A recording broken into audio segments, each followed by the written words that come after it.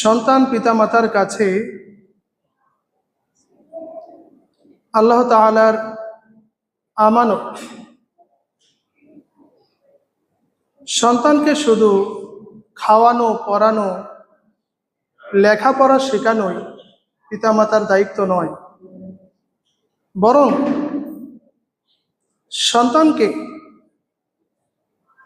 ঈমানদার বানানো,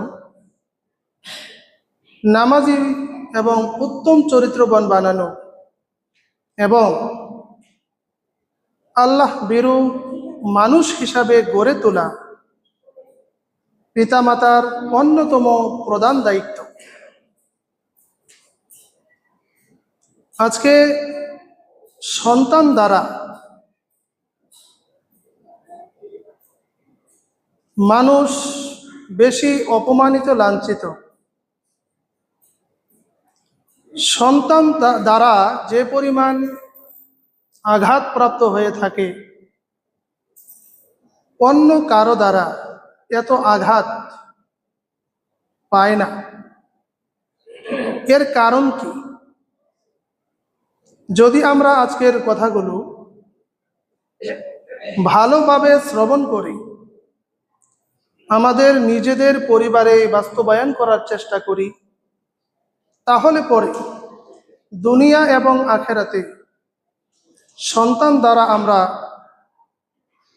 সাফল্য অর্জন করতে পারবো ইনশাআল্লাহ। একজন সন্তান জন্ম দেওয়ার পর সেই সন্তানের প্রতি পিতামাতার সর্বপ্রথম যে দায়িত্ব, সেটি হলো তাকে ঈমান ও আখলাক তথা তাওহীদ শিক্ষা দিতে হবে।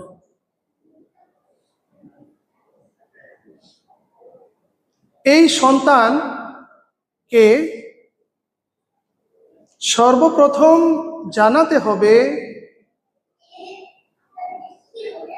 আল্লাহকে আমি কেন সৃষ্টি হয়েছি, নবীকে এবং আখেরাত কি, এই বিষয়ের উপরে সন্তানদেরকে সুধারণা এবং সঠিক শিক্ষা পিতামাতাকেই সর্বপ্রথম দিতে হবে।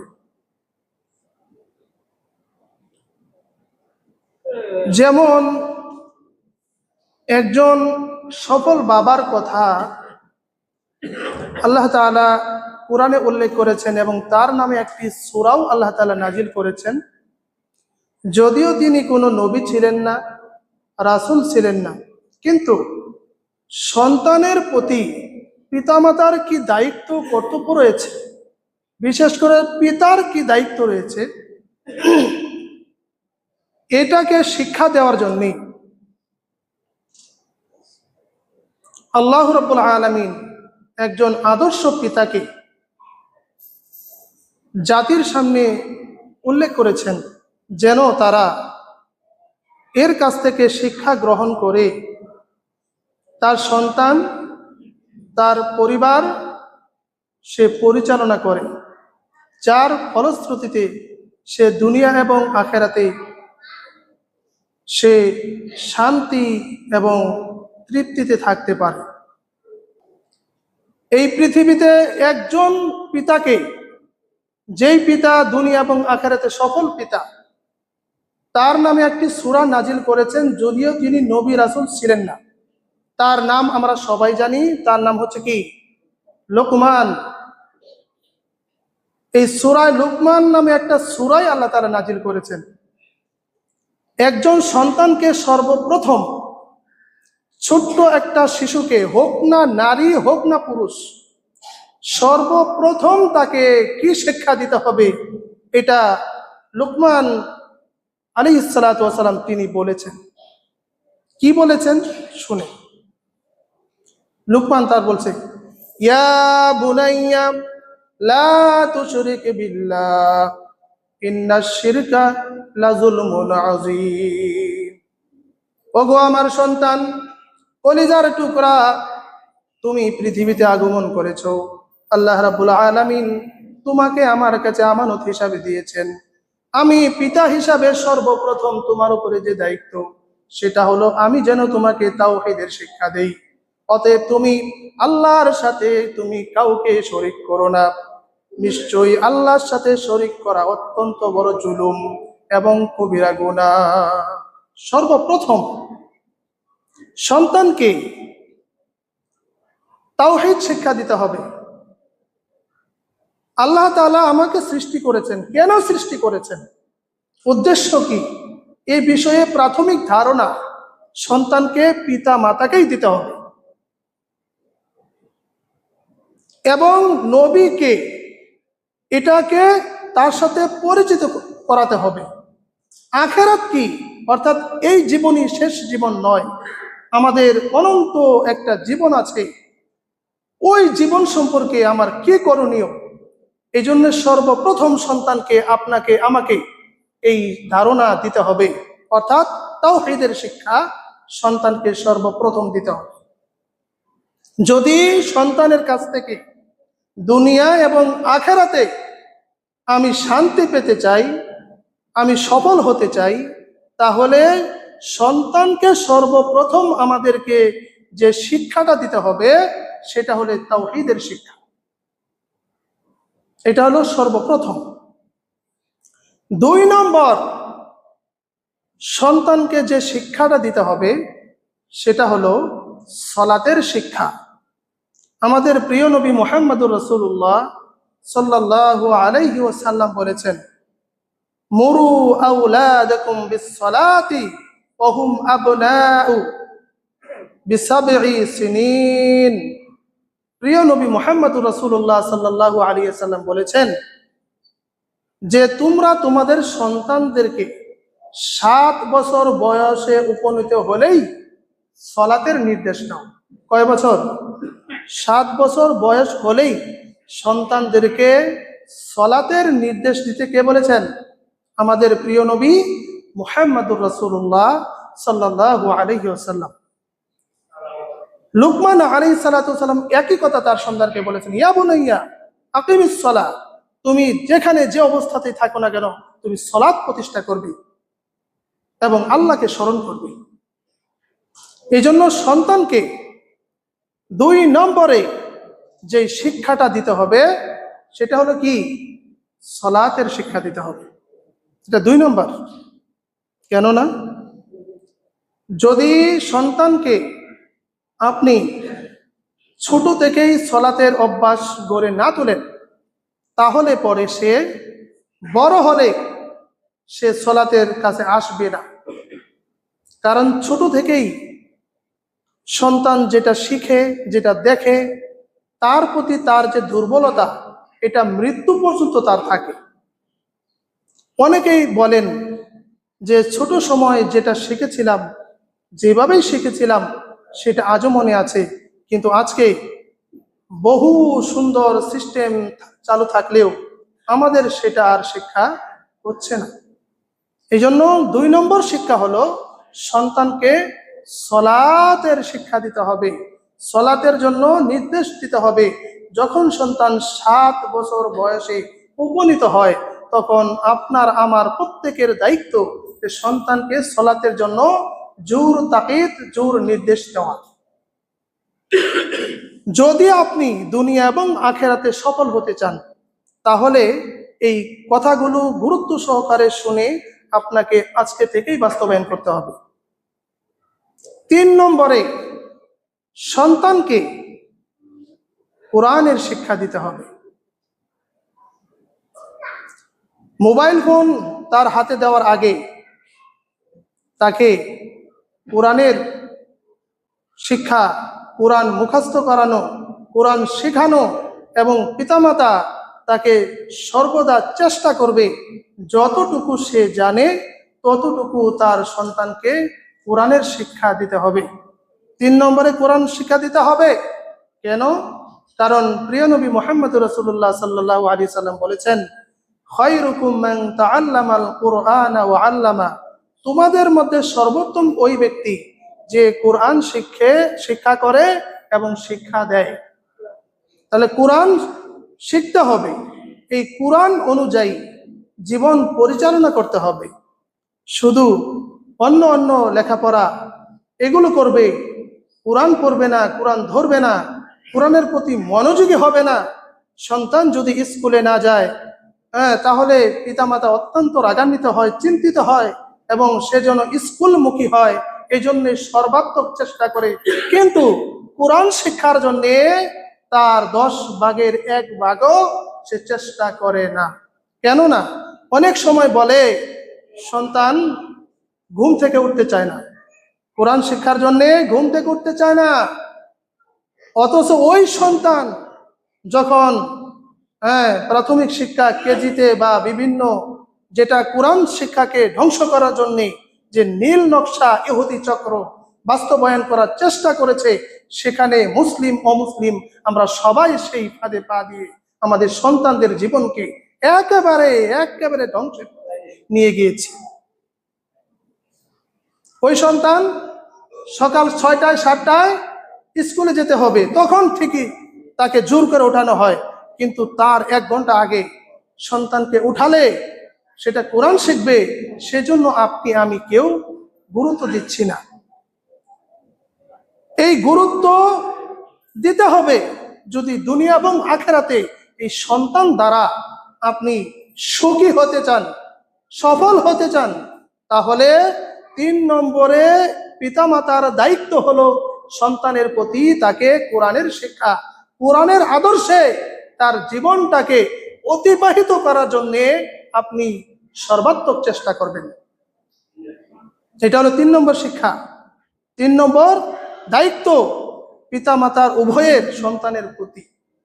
4 নম্বর, সন্তানকে এবং পরিবারকে হালাল উপার্জন দ্বারা খাওয়াতে হবে, হালাল উপার্জন দ্বারা।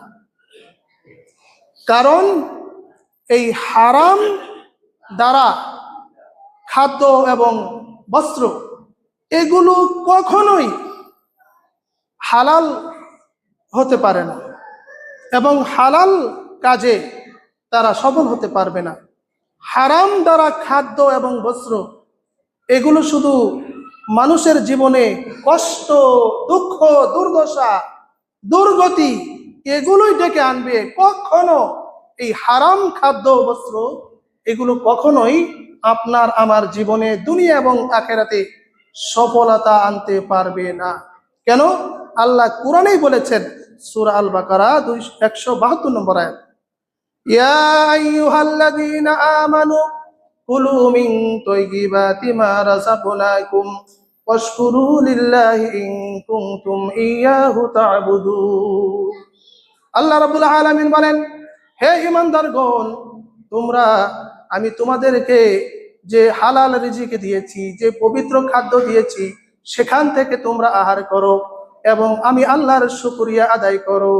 যদি তোমরা আমার কৃতজ্ঞ বান্দা হয়ে থাকো বা আমার ইবাদতকারী বান্দা হয়ে থাকো।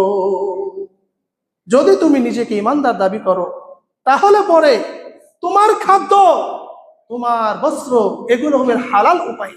এই হালাল উপায়ে যতটুকু আমি তোমাকে দিয়েছি সেখান থেকেই খাও, সেখান থেকেই কি করো, পান করো, সেখান থেকেই পরিধান করো আর আল্লাহর শুকরিয়া আদায় করো, যদি তুমি নিজেকে আল্লাহর ইবাদতকারী হিসাবে মনে করে থাকো। সুবহানাল্লাহ। তাহলে এই হালাল খাদ্য দ্বারা পরিবারকে চালাতে হবে। আপনার সামনে হাজারো লোভনীয় হারাম যে আহ্বান, যে সুযোগ আছে, সেগুলো পায়ে ঠেলে দিয়ে, সেগুলো দূর করে, সেগুলো ফেলে দিয়ে আপনি হালালটাকে বেছে নেবেন। এর দ্বারা আপনি দুনিয়া এবং আখেরাতে সুখে শান্তিতে থাকবেন, আলহামদুলিল্লাহ। কারণ হারাম দ্বারা খাদ্য এবং বস্ত্র এর দ্বারা ওই সন্তানকে এই হারাম খাদ্য দ্বারা সন্তান বা পরিবার থেকে সুখ শান্তি আশা করা বা তাদের কাছ থেকে নেককার হওয়ার আশা করা, এটা অত্যন্ত বিপজ্জনক, অত্যন্ত বিপজ্জনক। আপনি হারাম খাদ্য, হারাম উপার্জন দ্বারা আপনার পরিবার চালাবেন, এবং নিজে চলবেন, এবং এই হারাম দ্বারা আপনি হজ করবেন, আপনি যাকাত দিবেন, আপনি আপনার পরিবারকে একেবারে সুন্দর এবং আলিশান বাড়ি গাড়ি সব উপহার দিবেন।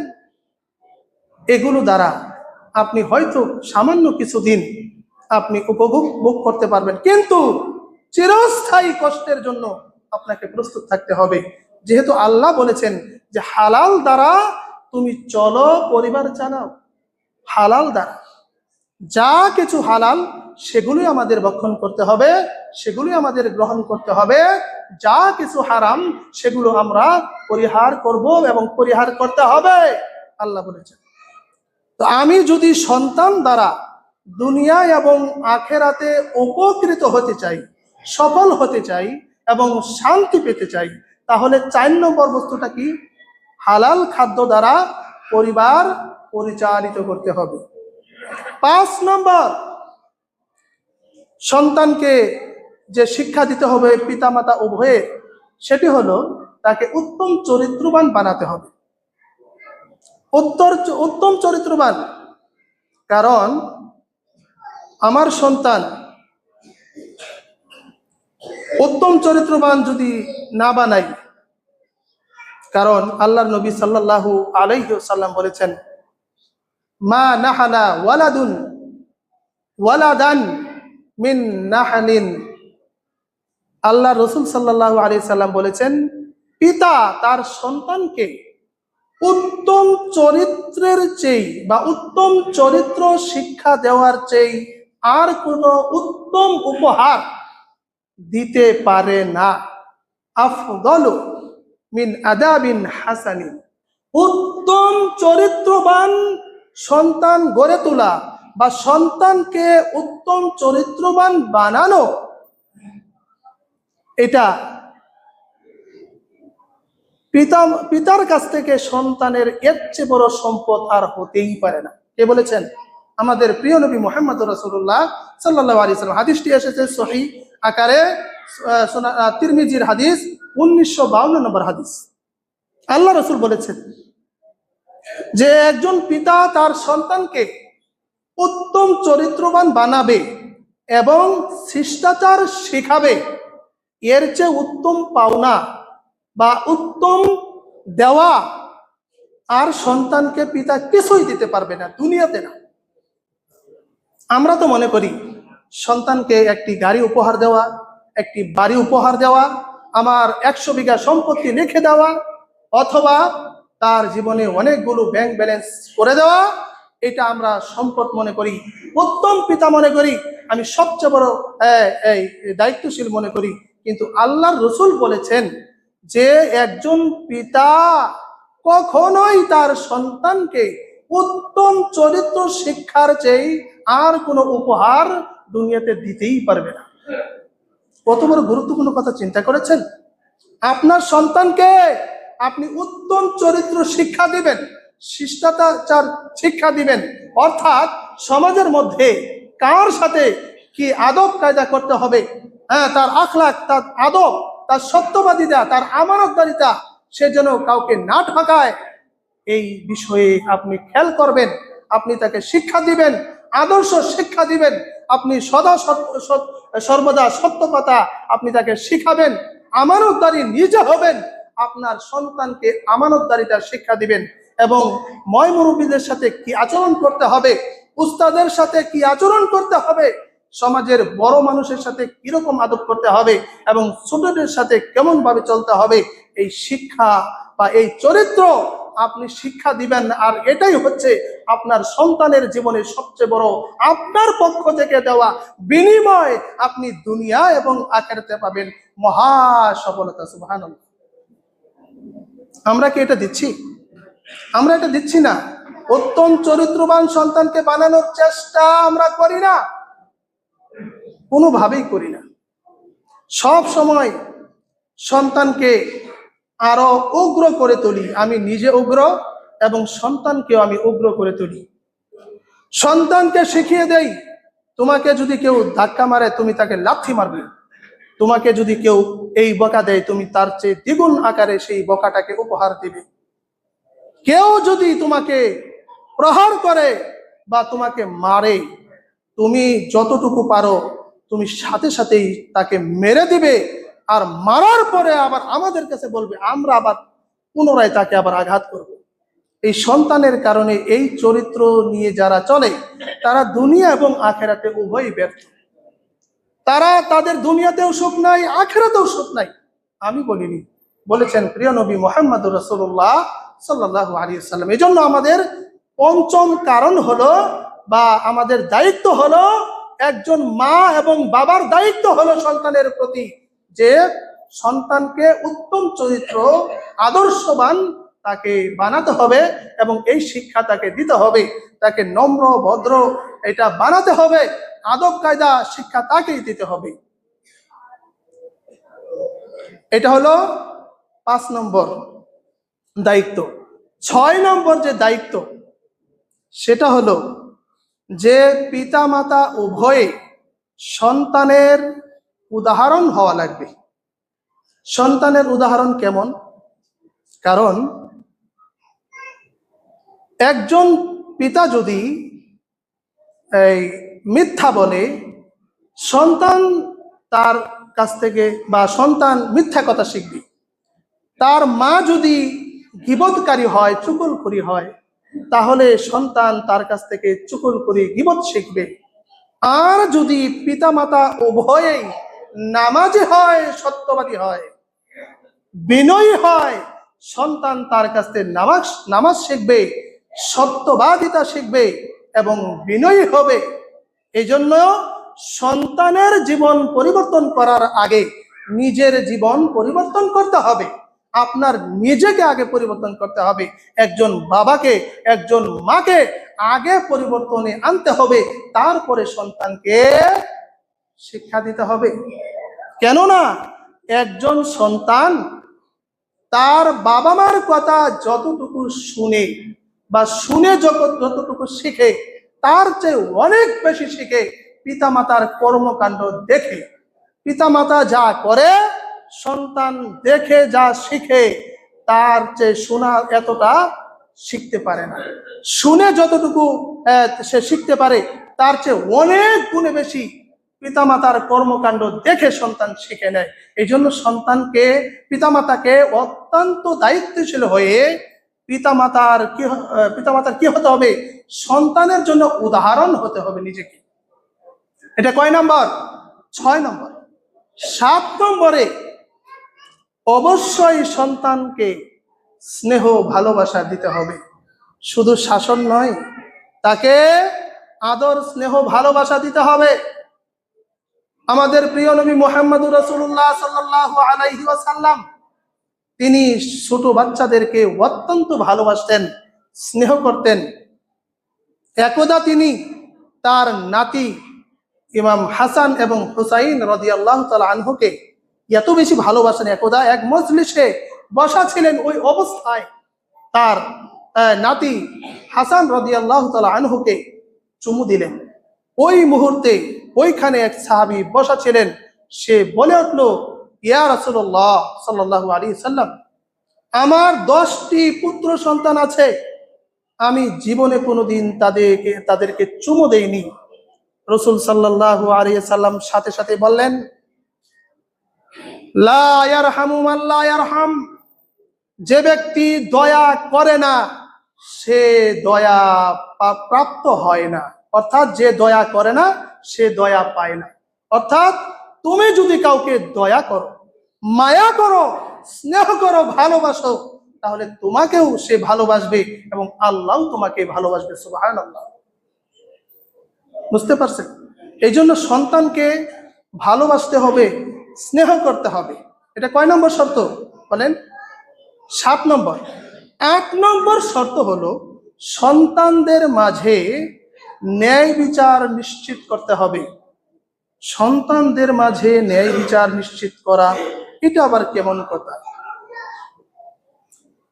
এটা হলো এমন যে এক সন্তানকে অনেক বেশি ভালোবেসে আরেক সন্তানকে অবহেলা করা, এক সন্তানকে নিজের সম্পদ থেকে সব কিছু দিয়ে অন্য সন্তানকে বঞ্চিত করা, এই বঞ্চিত করে ওই অন্য সন্তানের মাঝে হিংসা বিদ্বেষ এবং দুঃখ কষ্ট তৈরি করে দেওয়া, এটা মোটেও উচিত নয়।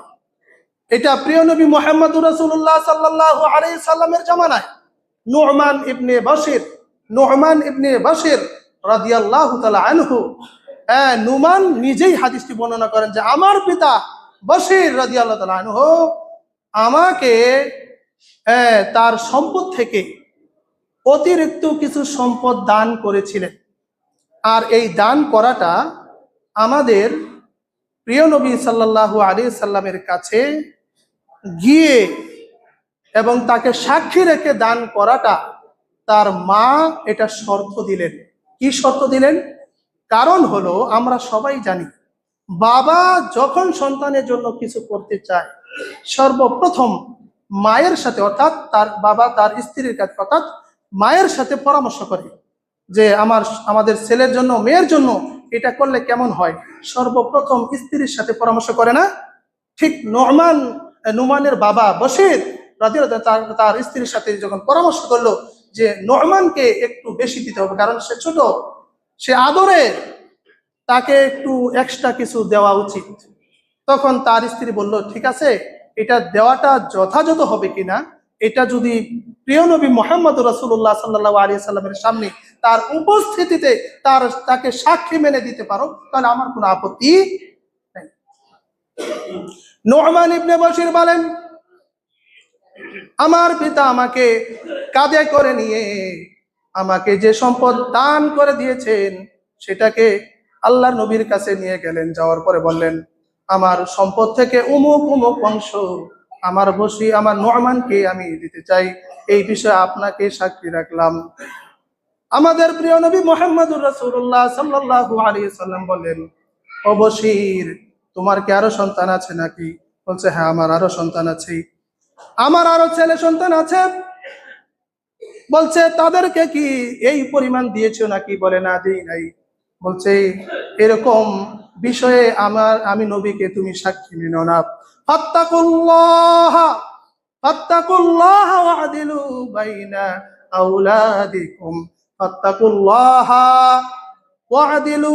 বাইনা আওলাদিকুম সহিহ বুখারীর হাদিস। আল্লাহ রাসূল সাল্লাল্লাহু আলাইহি সাল্লাম বললেন এরকম কঠিন এবং জুলুমের বিষয়ে আমি নবীকে তুমি সাক্ষী মেনো না। কেন না? ফাত্তাকুল্লাহ আল্লাহকে ভয় করো, ওয়া'দিলু বাইনা আওলাদিকুম এবং তোমাদের সন্তানদের উপরে তোমরা সুবিচার নিশ্চিত করো। সুবহানাল্লাহ। আল্লাহকে ভয় করো এবং সন্তানদের উপরে সুবিচার করো। কে বলেছেন? আমাদের প্রিয় নবী মুহাম্মদুর রাসূলুল্লাহ সাল্লাল্লাহু আলাইহি ওয়াসাল্লাম। নু'মান ইবনে বাশির বলেন আমার পিতা সেখান থেকে ফিরে এসে আমাকে যে সম্পদ দান করেছিলেন লিখে দিয়েছিলেন সেই সম্পদ পুনরায় সে আবার ফেরত নিলেন। সুবহানাল্লাহ। সম্পদ যদি কোনো এটা কিন্তু পিতার ক্ষেত্রে বলছি, মাতার ক্ষেত্রে কিন্তু বলছি না, ভালো করে মনে রাখবেন। একজন পিতা তার যদি একাধিক সন্তান থাকে সবার উপরে সে যদি তার জীবদ্দশায় কিছু লিখে দিতে চায় সম পরিমাণে দিতে হবে। একটু এদিক সেদিক করলে এটা সন্তানের প্রতি হবে জুলুম, তার প্রতি সুবিচার করা হবে না। কে বলেছেন? প্রিয় নবী বলেছেন। দেখেন কঠিন বিষয়, আমাদের সমাজে কিন্তু এটা অহরহ করছে। এক সন্তানকে অনেক দিচ্ছি, আরেক সন্তানকে কিছুই দিচ্ছি না, মাহরুম এবং বঞ্চিত করছি। ঠিক না? কথা বলে ঠিক নাকি? তাহলে এই সন্তান উভয়কে দিতে হবে যদি দিতে চান সমান হারে। তবে সবচেয়ে উত্তম পন্থা হলো, উপায় হলো যে সন্তান কাউকে জীবিত অবস্থায় কোনো কিছু লিখে না দেওয়া, এটার উত্তম। অনেকেই মনে করে আমি যদি মরে যাই এই সম্পদের কি হবে, ছেলেমেয়েরা ঠিক মতো পাবে কিনা? আরে ভাই পাবে, অবশ্যই পাবে। আপনি মরে গেলে ওদের চিন্তা আপনাকে করতে হবে না, ওদের বিষয়ে আল্লাহ ভালো জানেন এবং আল্লাহ আছেন। আপনার পিতা মরে যাওয়ার পরে আপনার ব্যবস্থা আল্লাহ করেনি? হ্যাঁ, আপনার দাদা মরে যাওয়ার পরে আপনার বাবারও ব্যবস্থা আল্লাহ করেনি? করেছে তো। এই বিষয়ে আপনি চিন্তা কেন করবেন? জীবদ্দশায় কোনো বুদ্ধিমান পিতার উচিত নয় যে নিজের সব সম্পত্তি ছেলে মেয়েদেরকে লিখে দেওয়া, এবং সে বঞ্চিত হওয়া, এটা কোনোভাবেই ইসলাম সমর্থন করে না। জীবদ্দশায় সম্পদ আপনার থাকবে, আপনি খাবেন, পরবেন, দান করবেন। আপনি যখন মরে যাবেন, যতটুকু থাকবে সব সম্পত্তির উপরে আপনার সন্তানের অধিকার, হক আল্লাহর পক্ষ থেকে আসছে এবং পৃথিবীর বিভিন্ন দেশের বিভিন্ন যে নিয়ম আছে, আইন আছে, সেই অনুযায়ী সেই সন্তানেরা সেই সম্পদ পাবে কি পাবে না? অবশ্যই পাবে। এই জন্য কেউ লিখে দিবেন না। যদি কেউ লিখে দিয়ে থাকেন একজনকে, যেমন বশির তার সন্তানকে লিখে দেওয়ার পরে আবার ফিরিয়ে নিয়েছিলেন, আপনি যদি লিখে দিয়ে থাকেন আজকে আপনি ফিরিয়ে নেওয়ার চেষ্টা করবেন। যদি না করেন, আপনি কিয়ামতের মাঠে হাসরের ময়দানে আপনাকে জবাবদিহি করতে হবে। আপনার একটু মুরাদ নাই, আপনি একটু ক্ষমতা নাই, আপনি যতবার হজ করেন, আপনি যত নামাজ পড়েন, আপনি যত সিয়াম রাখেন, আপনার বাবারও ক্ষমতা নাই যে আপনি আল্লাহর দরবার থেকে একটু এদিক সেদিক করেন। আপনি আজকেই ফিরিয়ে নেবেন, কোনো কথা হবে না। আপনি দিয়েছেন মানে আপনি কেমনে দিলেন? আপনি যদি দিয়ে থাকেন সবাইকে সম পরিমাণ দিবেন, আর যদি না দেন আরেকজনকে, তাহলে আজকেই ফিরিয়ে নেবেন। এটা কোনোভাবে ইসলাম সমর্থন করে না। অতএব সন্তানের কাছ থেকে যদি দুনিয়া এবং আখেরাতে আপনি শান্তি পেতে চান এবং আপনি যদি সফল হতে চান, কারণ এই সন্তানের দ্বারাতেই আপনি দুনিয়াতেও শান্তি পাবেন এবং আখেরাতেও মুক্তি পাবেন, এই কথা কোরআন এবং সুন্নাতে আমরা বহুবার পেয়েছি।